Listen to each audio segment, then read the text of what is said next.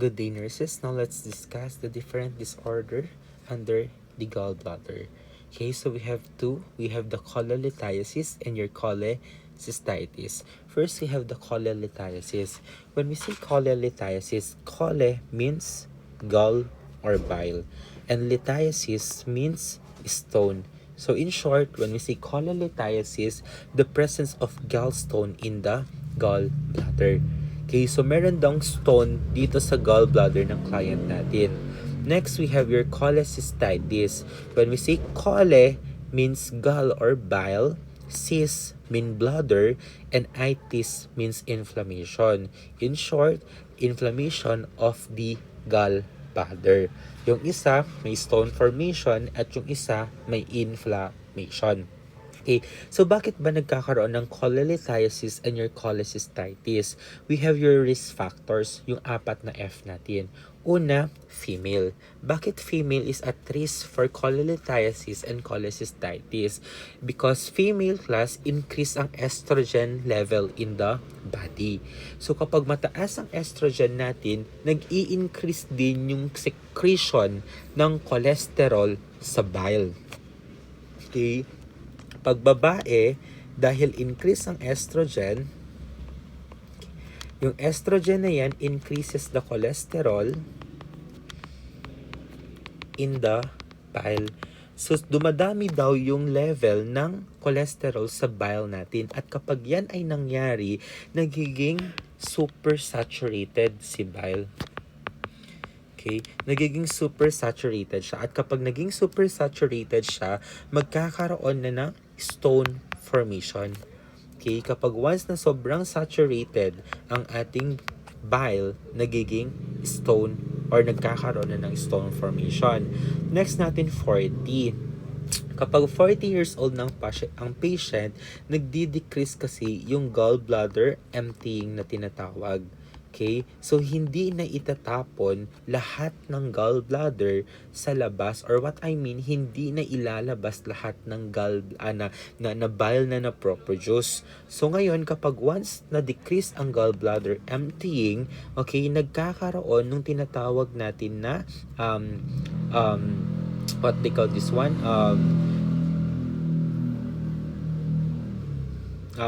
Nagkakaroon ng bile stasis. Okay? Nagkakaroon ng bile stasis na tinatawag natin. Okay? Nagkakaroon ng bile stasis. Okay, so kapag nagkaroon ng bile stasis class, naiiwan daw yung bile doon sa loob ng gallbladder kasi nagdi-decrease nga yung gallbladder emptying. As a result, yung mga naiiwan na bile sa loob ng gallbladder natin, pwedeng mag-create ng stone yan. Pwedeng ma-form yan na stone. Second one, fat. Okay, pag once na masyadong mataas, okay, mataas ang cholesterol natin.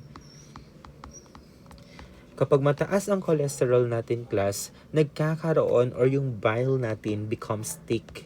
Okay, yung bile natin becomes thick. Okay, so masyado siyang malapot. So kapag once na malapot siya, nagdi-decrease din yung gallbladder emptying that can lead to bile stasis hanggang magkaroon ng stone. Okay, hanggang magkaroon ng formation ng stone. And then next natin your fertile or pregnancy. Okay, pag once na pregnant ang client natin, class, okay, your progesterone tumataas yan. Pag tumaas ang progesterone natin, it relaxes muscles. Okay, nagre-relax yung mga muscles, at kapag nag-relax yung muscles, nagdi-decrease yung gallbladder contraction. Nagdi-decrease si gallbladder contraction. At kapag nag-decrease ang gallbladder contraction, that can lead to decreased gallbladder emptying, to bile stasis, and stone formation. Kaya yan yung mga risk factors natin for having cholelithiasis and cholecystitis. Ano ba yung mga signs and symptoms natin ng cholelithiasis? Una, pag sinabi natin cholelithiasis, usually asymptomatic yan. Bakit? May stone formation lang. Okay? Pero wala pang inflammation. Pero minsan yung patient natin, it can experience yung right upper quadrant pain that radiating to shoulder and scapula. Okay, ito yung tinatawag nating visceral and referred pain na tinatawag natin. Okay, this is your visceral and yung what you call this one, referred pain na tinatawag. Okay? So, nagkakaroon ng, pag once yan ay nagra-radiate to the shoulder, that's visceral pain. Okay? Then, itong scapula natin, okay? This one pala. Radiating to the shoulder and scapula, this is visceral pain. Okay? Visceral pain lang yan. Wala pa pala dyang referred pain. Okay? So, usually nag-occur yan after meals. Okay? Si right upper quadrant pain, nangyayari yan after meals. Okay, bakit after meals? Remember, 'di ba, pagtapos natin kumain, dahil kailangan ng bile, si ating gallbladder magko-contract to release the bile. Okay, so kapag once na nagko-contract siya, dahil may stone formation doon sa ating gallbladder, okay, kung nyari ito yung gallbladder natin, class, okay, merong stone formation dito, nag-contract siya, hindi makakalabas yung bile. So, ang nangyari, nag-increase yung pressure that can lead to that can give you a pain sensation. Okay, kaya nagkakaroon ng right upper quadrant pain. Next, nagkakaroon din ng nausea and vomiting. Bakit nagkakaroon ng nausea and vomiting? Okay, so ito, sorry, this is not a visceral pain pala, it's referred pain na tinatawag. Okay, so si referred pain, nagra-radiate yan to shoulder and scapula. Okay, yan ay referred pain na tinatawag natin. Kapag nagkakaroon ng referred pain kasi, class, okay, nagkakaroon ng stimulation dun sa phrenic nerve natin or nagkakaroon ng involvement. Yung referred pain, na i-involve niya or nagkakaroon ng involvement kay phrenic nerve, especially your C3 and C5. Pag nagkaroon ng involvement dun sa phrenic nerve natin, okay, your phrenic nerve, doon nagkakaroon ng stimulation sa ating vomiting center. Okay? Yung ating vomiting center, okay, nagkakaroon ng stimulation sa vomiting center natin pag nagkaroon ng involvement kay phrenic nerve. Next natin, we have your flatulence or bloating. Pag flatulence tayo, okay, nagkakaroon ng bloatedness, nagdi-decrease kasi yung bile flow. So, pag nag-decrease yung bile flow, nagdi-decrease din yung fat digestion. So, hindi na nadadigest ng mabuti si fats, kaya ang nangyayari, nag-i-increase yung accumulation ng gas doon sa ating stomach. Yun yung as a result or byproduct sa byproduct ng hindi pag-digest ng fats. Okay, pag hindi na dadigest yung fats, nagkakaroon tayo ng accumulation or production ng excessive air in the stomach or in the abdomen, kaya nagkakaroon ng bloatedness or flatulence ang client. Okay, next naman natin, we have yung ating cholecystitis. Pag cholecystitis naman, ang pinagkaiba nila, class, severe na dito. Same lang na nagra-radiate sa shoulder and scapula. Pero dito, severe persistent. Ibig sabihin ng severe persistent, that's constant and worsening.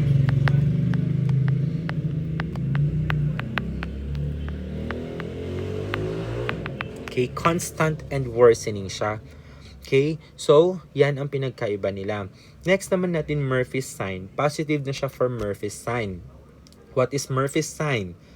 Murphy's sign, class, pag once na pinalpate mo si right upper quadrant, okay, then nagkaroon ng sharp pain, okay, nagkaroon ng sharp pain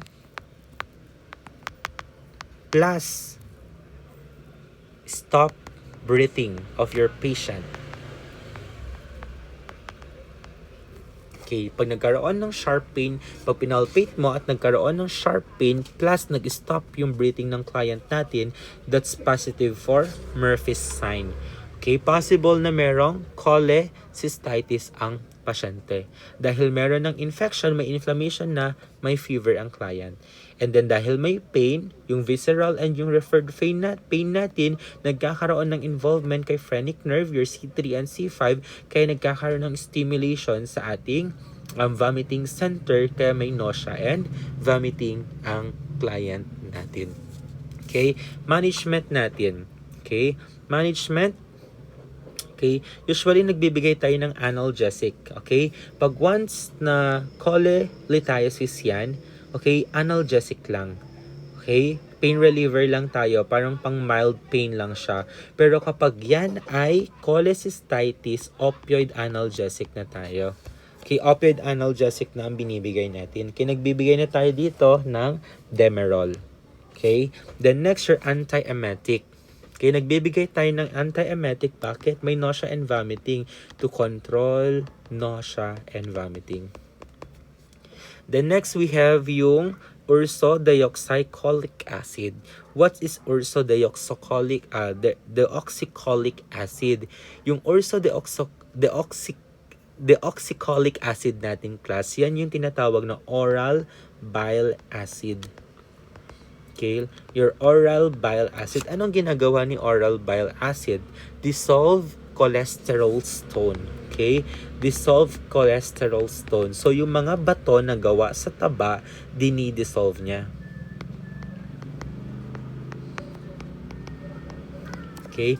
Then next, kailangan NPO ang pasyente natin para hindi ma-stimulate ng mabuti ang ating gallbladder at hindi na rin siya magkaroon ng or hindi na siya sumakit palalo. Okay? And then, we administer IV fluids to correct dehydration. We also administer antibiotic for patient with cholecystitis. Okay? Usually yan ay broad spectrum antibiotic. Okay, broad spectrum antibiotic ang binibigay natin. And then, we perform NGT for decompression. We insert NGT for decompression lalo na kapag may severe vomiting.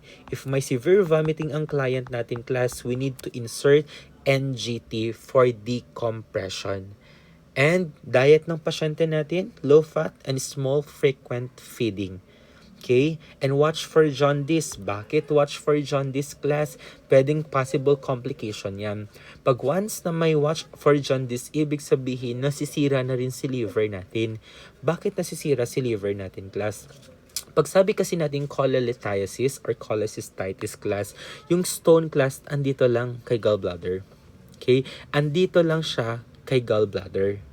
Kaso ang problema natin, kapag once na itong gallbladder natin ay na-dislodge, pwedeng pumunta yan sa ating tinatawag na cystic duct. Ito kasi si cystic duct. Ito si si biliary tract, anong tawag na ba dito sa natin? Si common bile duct. Okay, si common bile duct natin. Pag once na nagkaroon, okay, na-dislodge yung bato at napunta siya dito, ang problema natin, class, kapag once na naglabas ng bile si gallbladder, hindi makakalabas dito yung bile. So, ang gagawin niya, magba-backflow yan, at kapag nag-backflow yan, pwede yang pumunta kay liver. At pag pumunta yan kay liver, siya naman yung ida-digest at kaya masisira si liver. So kapag once na may manifestation na jaundice, class, we need to notify immediately the physician. Bakit? Kasi possible na complication na yan. Possible na yung bato ay na-dislodge at napunta sa common bile duct at nagkaroon na ng liver damage. Okay? So yan yung mga management natin. How about surgical management? Meron tayong cholecystectomy. Okay, so kapag nag-undergo si patient ng cholecystectomy, una, we need to maintain airway and breathing pattern. Ibig sabihin ng cholecystectomy, removal of the gallbladder. So, bakit natin siya tinatanggal? Okay, kasi nga, possible may inflammation or possible na merong stone formation. So, okay. So, ano yung mga nursing management natin kapag nag-undergo si patient ng cholecystectomy? Una, we need to maintain normal airway and breathing. Bakit kailangan i-maintain si airway and breathing, class? Kapag once na si patient nag-undergo ng surgical procedure, okay, ang pasyente natin is at risk for atelectasis. Atelectasis or yung tinatawag nating pneumonia. So, bakit at risk sila? Class, gumagamit tayo dito ng general anesthesia. Pag gumamit tayo ng general anesthesia, ang ating respiratory center is nadidepress siya. Nadidepress ang respiratory center natin kaya nagkakaroon ng respiratory problems. So, possible na complication dyan is atelectasis or pneumonia. So, anong gagawin natin post-procedure or post-op?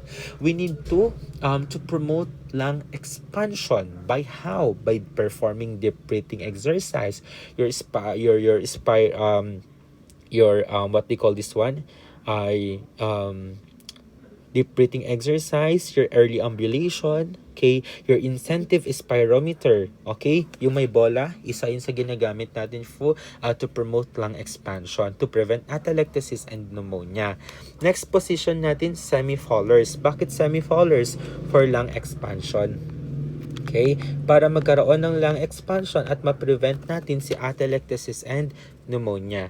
Pain management, we give Demerol for severe pain and analgesic for mild pain. Okay? And then we need to monitor vital signs, especially the fever, tachycardia, and hypotension. Bakit? Possible signs yan kapag fever, infection. Okay. Pag once na tachycardia, possible na may bleeding. Okay? And tachycardia and hypotension, possible na may bleeding or bile leak. Okay, pag may bile leak or bleeding, possible na yan ay manifestation ng shock. Okay, ano yung shock natin? Your hypo-tachy-tachy, hypotension, tachycardia, and tachypnea. So, kailangan nating i-watch out yung 3 manifestation ng shock natin kasi possible complication yan ng cholecystectomy. Then, we need to encourage early ambulation. Bakit? To prevent deep vein thrombosis. Diba? Bakit deep vein thrombosis? Kasi yung procedure na yan, it takes for so long. It takes how many hours para matapos yan. So kapag once na nakahiga lang yung patient, magkakaroon ng venous stasis. Okay, naka-stay lang yung dugo. Risk yan for clot formation or yung tatawagin nating deep vein thrombosis. Then, kailangan NPO si client. Bakit? We need to check first kung bumalik na ba yung peristalsis niya. Okay? Let's allow first GI function to return before we give fluids and food to our client. So, paano natin ma-assess yun? Tatanungin natin kung umutot na ba yung patient natin. Okay? Kung tumain na ba yung patient natin, pag once na umutot na at tumain ang patient natin, ibig sabihin, bumalik na si peristalsis. At kapag once na pumalik na yung peristalsis, yan na ang sign na pwedeng magpakain kay client. Kasi pwede niya nang i-tolerate yung pagkain. Then, assess for surgical site for redness, swelling, warmth, and the drainage. Para makita natin kung may signs ng infection. And we need to maintain surgical drains or the JP or the T-tube or yung tinatawag nating Jackson-Pratt tube. Okay? Your Jackson-Pratt. Okay, ito siya. This is your Jackson-Pratt. Para saan si Jackson-Pratt? Drainage yan ng bile. Okay, diyan lumalabas si bile. So, paano ginagawa natin dito sa Jackson-Pratt? Dapat minemaintain natin siya below the abdomen. Bakit? Kasi gravity. Gravity yung dahilan kung bakit nade-drain yung bile dito sa JP tube natin. Okay? Kaya dapat below abdomen siya. Normal ang color niya, greenish to brown dapat. Okay? Pag once na red yan, signs ng bleeding. Okay? Then next, during the first 24 hours, expect mo na sa 300 to 500 ml ang amount ng drainage natin dito sa JP tube. Okay? Pag once na yan ay decrease less than 300 to 50, usually less than 50, that's obstruction. Okay? Obstruction na yan. Kapag yan naman ay more than 500, ibig sabihin meron siyang tinatawag natin bile leak. Okay? May bile leak. Okay? And then, do not irrigate or milk the tube. Huwag natin siyang i-milk or i-irrigate. Bakit? Bakit bawal siyang i-irrigate or i-milk? Kasi it may cause rupture sa bile. Kasi nga, pag minilk mo siya, babalik doon yung drainage. Okay? So, may possibility na mag-rupture yung ating bile duct. Okay? Mag-rupture yung bile duct. And then, do not clamp the T-tube or the JP tube during meals. Bakit natin kailangan i-clamp? Kasi nga, 'di ba si bile to? Okay, bile ang lumalabas dyan. So kapag once na hindi mo clinamp yan, yung bile ay pupunta dito sa ating JP tube. Sabi natin, kailangan si bile for fat emulsification. So, dapat si bile mo ay pupunta sa duodenum. Paano siya makakapunta dun? By clapping, by clumping, okay? By clumping the JP tube. So, you need to clamp this JP tube para hindi mo na siya lumabas dito sa JP tube natin at bababa si bile sa duodenum. Okay? Para hayaan natin na ma-digest yung fat. And then provide skincare around the insertion site. Bakit? Kasi yung bile natin, it may cause it can break down our skin. Kaya magkakaroon ng skin breakdown dahil nga yung bile natin, dahil pag nagkaroon ng leakage ng bile, for example, ito si bile, ang gagawin ni bile mo, ida-digest niya yung skin mo. Kaya at risk for skin breakdown. So we're done with your gallbladder disease.